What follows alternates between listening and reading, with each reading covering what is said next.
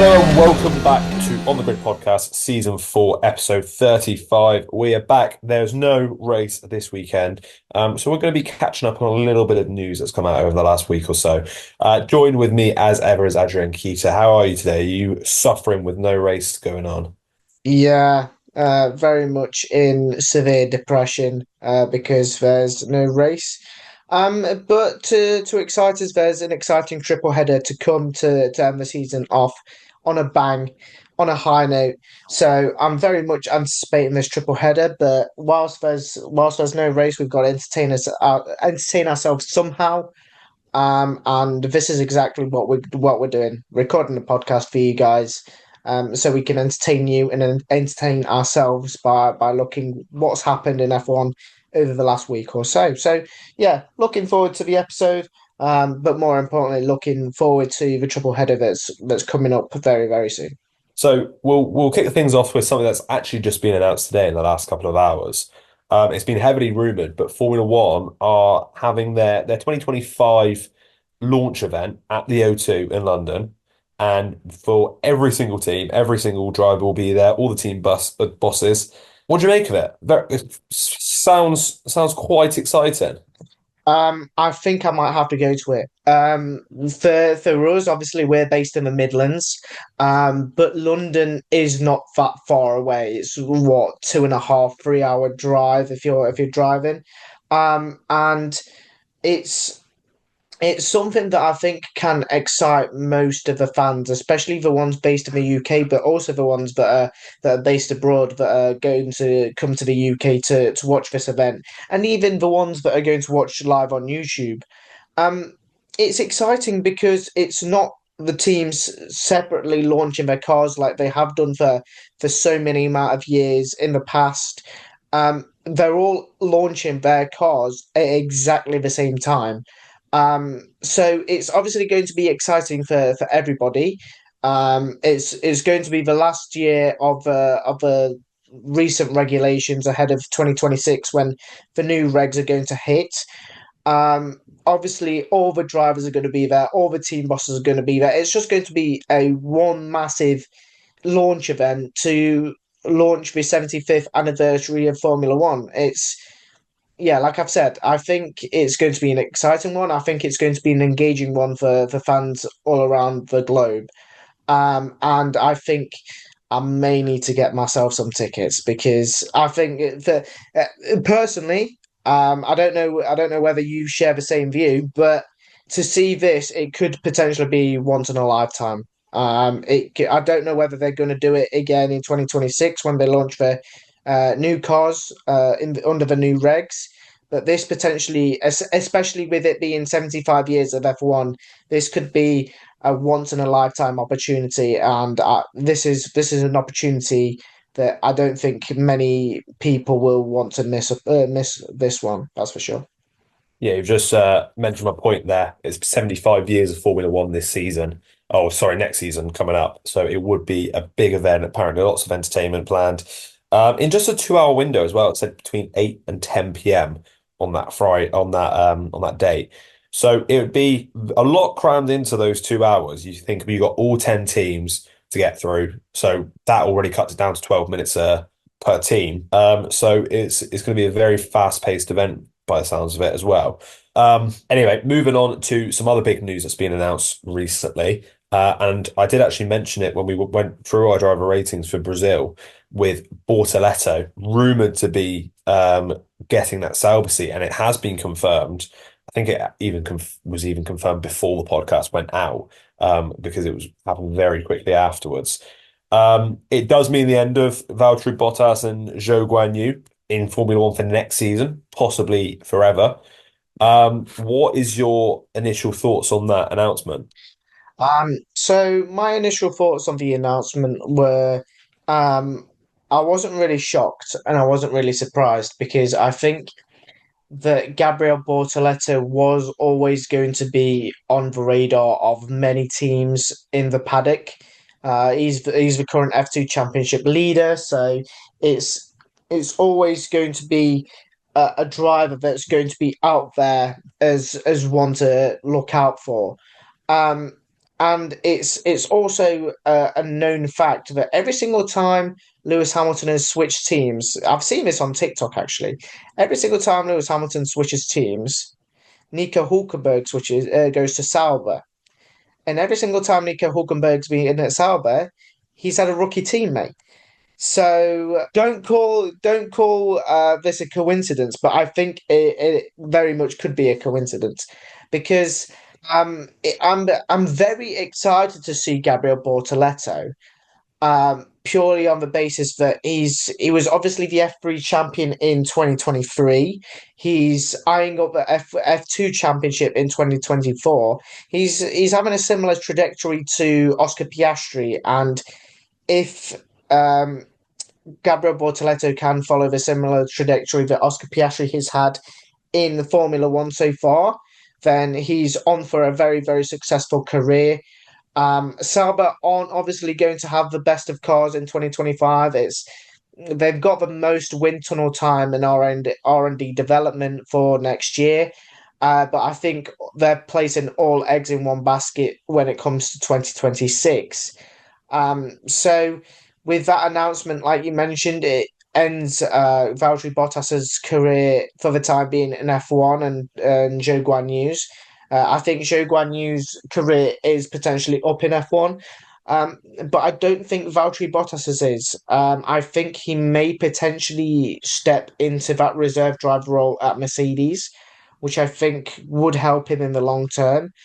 Um, but with that being said, I don't see Valtteri Bottas having a way into Mercedes, especially with them looking long term with George Russell and Kimi Antonelli from 2025 onwards.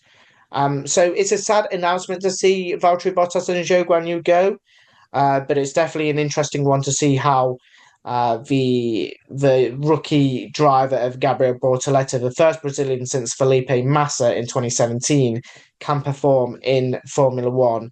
But it's a very mixed emotions from the announcement. Yeah, absolutely. I think it's good to see we're getting a lot of rookies next season. Obviously, we've already had Antonelli, Behrman, and Doohan confirmed. So it's good to see. There's a bit of a. It does feel very much like it's a bit of a changing of the guard. Because in the last seasons, especially, there hasn't been a whole lot of driver changes. I don't think there was any driver changes coming into this season. Obviously, we knew there was going to be a lot of chaos with driver moves, with a lot of drivers' contracts expiring. But it's good to see there's some younger drivers being given the chance and to prove themselves in Formula One. Um, just a word on Valtteri Bottas, like you said, it does look as if he's going to get that reserve seat at Mercedes. Um, However, that will probably just be for R&D purposes, and they will just fizzle out. Um, Obviously, he's over the last decade, you've got to put him up there as one of the top drivers. Um, he's got what about 10 odd wins in the sport. He has a phenomenal record of qualifying into Q3, 105 races consecutive, spanning his entire time at Mercedes. Um, and when you're looking at sort of second drivers in top teams, he was the ideal second driver. He was the guy that was putting himself in he helped Mercedes win, what was it, four or five world championships, constructors championships. So he was the perfect number two driver, delivered a job for the team, and it'll be a shame to see him go. In terms of Zhou Guan Yu, I don't think we can be all that surprised. I don't think he's really lived up to expectation and to what has been required from him.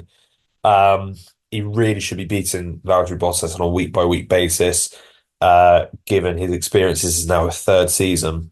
So I don't think we can be all that concerned about, where's this come from. There is talk that he's looking at that Ferrari reserve driver seat, which will be an interesting one. I don't think he's had any previous link with Ferrari, but maybe they want a bit of experience to help them out. Some also news coming out in the last couple of days is that Alpine have confirmed to be powered by Mercedes in 2026, and it just goes to show their struggles with their engine department, with obviously being the works team for Renault, and it's just not worked out. So now, which is a bit of a shame to see, we're going to see three engine suppliers, which it's disappointing because you want to see different providers and different you want to see different providers be stronger at different tracks. Um, but Renault engine has been shocking for the last few years. Um, and then moving on, we'll just do a little summary of the Drivers' Championship. So Max Verstappen is the current leader with 393 points, and Lando Norris 62 points further back. I think there's 85 points up for grabs, if I'm not mistaken, or roughly around that. There's no hope, is there? There's no hope of a late resurgence with just 3 races left for Lando Norris. No, the thing is, I was as you were saying, I'm trying to find there was a post showing the sort of gap and what Verstappen needs to secure the championship. I know that if Max Verstappen finishes first, he's basically got the championship wrapped up. And I think it goes progressively lower. So if Max finishes second, Lando's got to finish first with the fastest lap to keep the championship battle alive, XYZ, etc., etc. Um, but there's just no hope. Um, McLaren really need to book up their ideas for the Constructors' Championship to get that wrapped up because that's not signed, sealed, and delivered yet, is it? So their championship, Lando Norris's championship battle went in the bin in Brazil. It well and truly did. He misses opportunity starting from pole with Max Verstappen starting 17th. And yeah, it kind of unraveled. But to say that Lando Norris had the quickest car pretty much the whole of this season, or I'd probably say even 3/4 of this season, just to give him a bit of a leeway at the start of the season, to say that he's only won what? Is it twice or 3 times? It's shocking. It's absolutely disgraceful. But with that being said, I did mention it on one of the previous podcasts. I think it was last episode where I think his inexperience kind of shows a little bit. And he's had a similar case to Charles Leclerc in 2022, where he's just not ready for a title battle. He just isn't ready. This season kind of shows that in the full light. And 2025 will be a season where there's going to be more than one driver fighting for the title. I think Verstappen will be very strong. I think Lando Norris and Oscar Piastri will be up there. And I think arguably Lewis Hamilton will be one of the strongest contenders to get his eighth at Ferrari, who are looking very, very strong. So it's going to be tricky for Lando Norris to replicate what he has done this season. But I think this is a stepping stone for him, and a learning curve to prepare him for the future and potential world championship battles. Yeah, it's like you said. I think we've had 21 races so far this season, and McLaren have had the quickest car since Miami. That was a turning point. I think it's clear for everybody to see. And then Red Bull has progressively got worse and worse. Um, so that's a good 16, 17 races where McLaren have had the quicker car. So the fact they've only won 5 races as a team is bad enough. Um, it's a learning curve for them, for the team, for Lando Norris. And I'm sure they'll come back stronger next season. And I reckon they'll be well positioned because, like you said, I think it's similar to Charles Leclerc in 2022. I think it's similar to maybe Nico Rosberg in 14 and 15, and Lewis Hamilton in 2007, and Sebastian Vettel in 2009. I think it comes at a point where he's not used to fighting for victory on a weekly basis, and I think that's shown with a couple of moments of inexperience, which you're bound to get in that position. He's only won 3 races in his entire career in Formula One, and those have been this season. So I'm sure he'll be back stronger next season. But McLaren do need to still fight for this Constructors' Championship. So they're 36 points ahead of Ferrari. They did actually gain on Ferrari last weekend. I think they gained a good 8 or 9 points when you include the sprint. And it was much required because Ferrari had gained leaps on them in the 2 races previous to that in Mexico and Cota. by securing a 1-2 finish in both. And then Red Bull are a further 13 points behind them. Where's your money at? I think the safe bet is McLaren, but how do you fancy your boys at Ferrari? Do you reckon you've got a shot? You mentioned there it was 1-3 in Mexico and 1-2 in Kota. Just to clarify, just so fact checkers don't clip us and clip our wings and stuff like that. Um, Look, for me, it's easy to say, oh, my boys Ferrari will win. Um, but I think, especially next race in Las Vegas, I think this will be a make or break.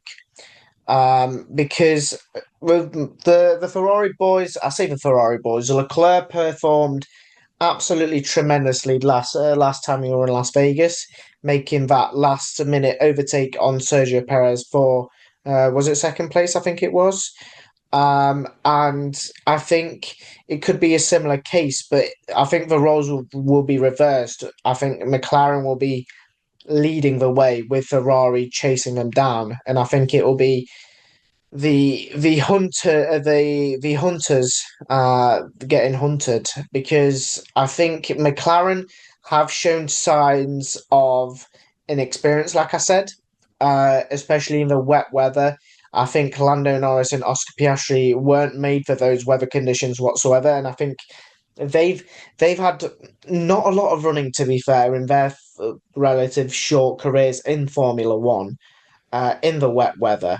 And that's how we saw Max Verstappen absolutely drive his way to an absolutely masterclass of a race from P17 to P1. So I could say Ferrari to be risky.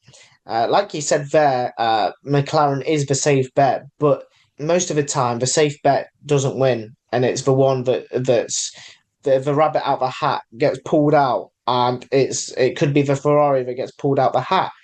But it's very tight. I'm not gonna beat around the bush. It is a tight championship in the constructors championship. In the constructors championships, should I say? Um, but I'm gonna stick with Ferrari. I'm gonna stick where my heart is. And I'm gonna put my heart on my sleeve.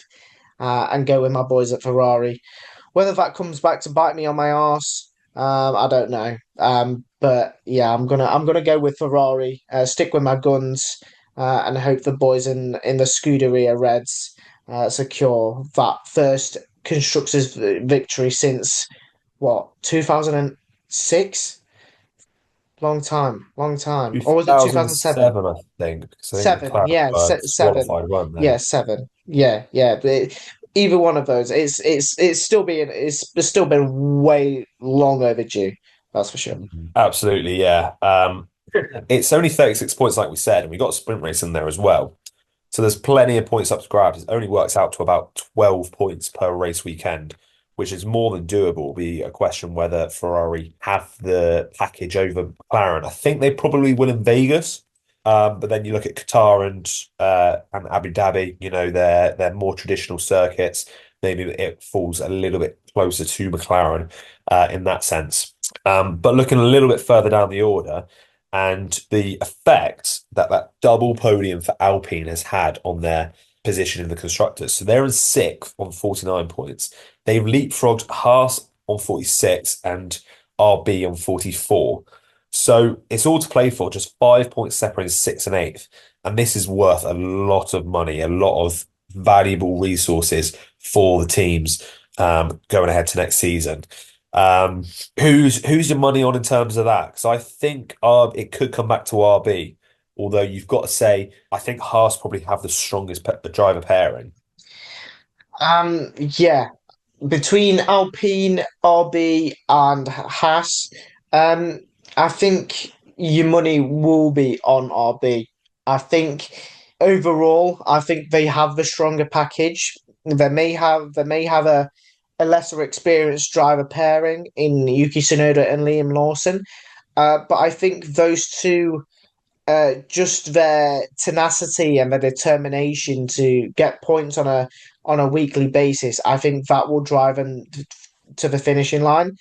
With that being said, I don't think you can count Alpine out. I know they've had a lot of progress in the last couple of weeks, which has shown by the 2 and 3 finish in Brazil. But I think when you're looking at a wet weather race, the grid is always going to be mixed up. And I think, don't get me wrong, you could say that they were very fortunate, but they were in the right place at the right time. So um, it's boosted their place in the Constructors' Championship a lot.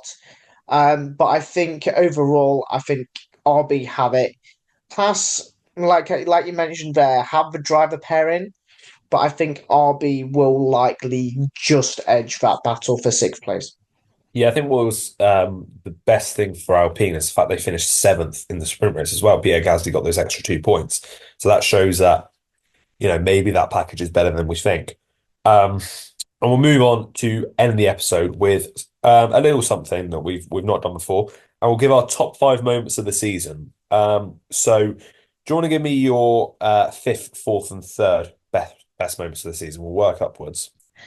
Well, this is completely unscripted for me. I've not actually thought of anything, um, but I think I'm just gonna rack my brains, and I'll stick with for my number five. I'm going to go with Alpine's double podium. I know it's a recent memory one, but I think it's a very memorable one for a team that have had a lot of struggles this season, and for a team that have been pretty much down in the dumps throughout the whole of this season.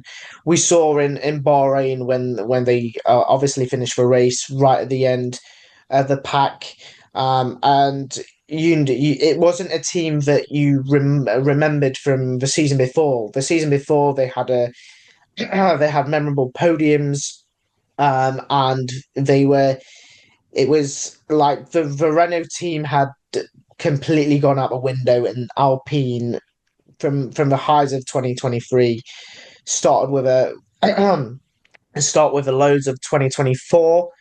Um, but with that being said, it was a tremendous double podium in the wet weather as well. And yeah, that would be my fifth moment. My fourth moment, I'm actually giving it to Lando Norris's first victory, in Miami. I think it was a long time coming for Lando Norris. And to finally get that first win on the board, kind of gave him that little bit of a uplift and a bit of a jump, to gain podiums, and race victories from then on in. Like I mentioned, I think it was a victory that he deserved because he's been knocking on the door of that first race victory for a very long time. Um, and it's something that he's finally been able to do. It's not obviously going to bear any fruits with him not being able to win the championship this season. But yeah, nevertheless, it's a very, very good moment for Lando Norris. Jumping onto my podium, uh, third place for me, it's Lewis Hamilton at the British Grand Prix, winning the British Grand Prix. Over a second and a half over Max Verstappen. We were at that race, and it's a race that sticks in my memory for a long. It will stick in my memory for a very, very long time because it's a memory that I created with. It's going to sound so soppy, but it's a memory that I created with very, very good friends.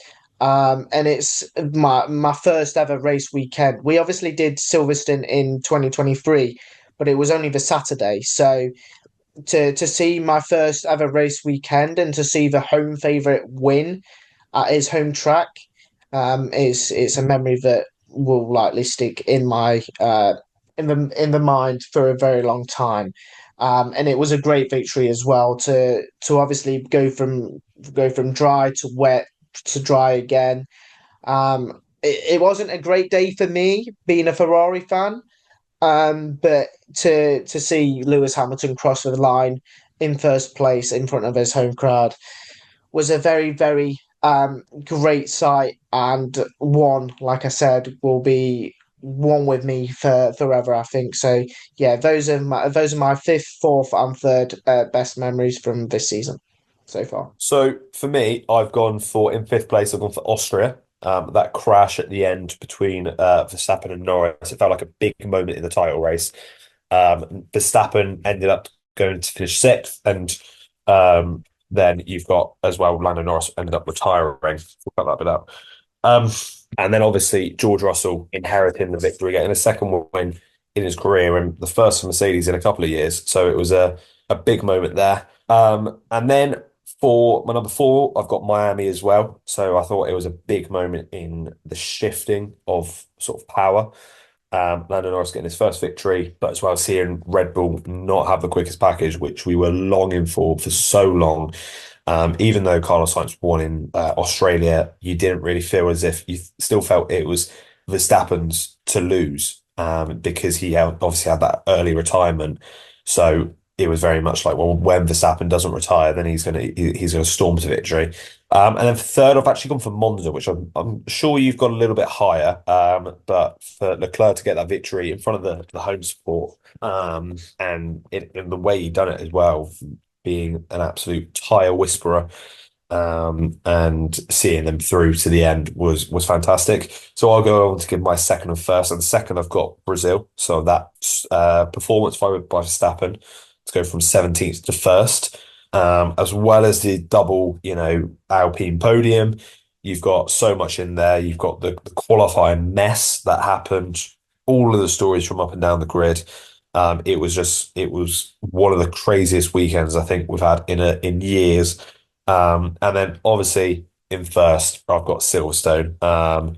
First, like you said, first whole weekend we've gone from start to finish.